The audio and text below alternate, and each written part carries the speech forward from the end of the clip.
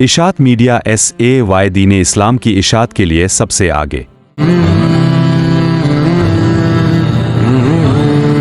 अल्हम्दुलिल्लाह कमाल सलाम लिल बादिल अजीन अस्तबा अम्मा बाद फऊज़ु बिल्लाहि मिनश शैतानिर रजीम बिस्मिल्लाहिर रहमानिर रहीम वला ला इलाहा सिहजिल बैती मिनस्तदिया इला मोहतरम बुजुर्गों और मेरे दीनी भाइयों अस्सलाम वालेकुम। मैंने आपके सामने कुरान पाक की तिलावत का शर्त हासिल की है जिसमें हज बैतुल्लाह की अहमियत बताई गई है।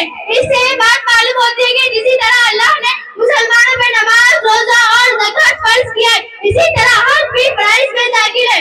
जो मुसलमान सफर के तमाम अखराजात बर्दाश्त कर सकता हो, वापिस आने तक घर के अखराजात में इंतजाम ना हो, इसीलिए हज करना जरूरी है।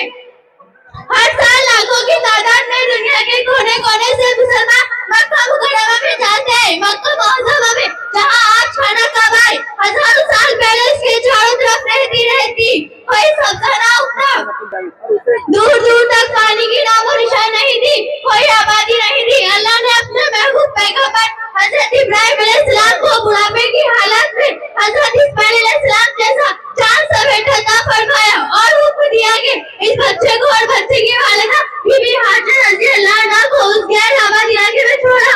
बीबी हाजरा को जब मालूम हुआ कि सब अल्लाह के हुक्म से हो रहा है तो वो खुशी खुशी तैयार हो गई। हजरत इस्माइल अलैहिस्सलाम अपने अहलिया और बच्चे को छोड़ आए।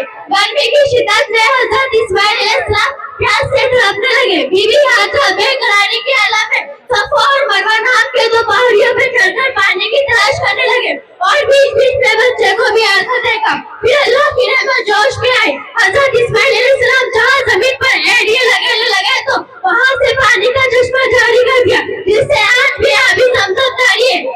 बीबी हाजरा की इत्तिबा में हाजी सफा मरवा नाम के दो पहाड़ियों पे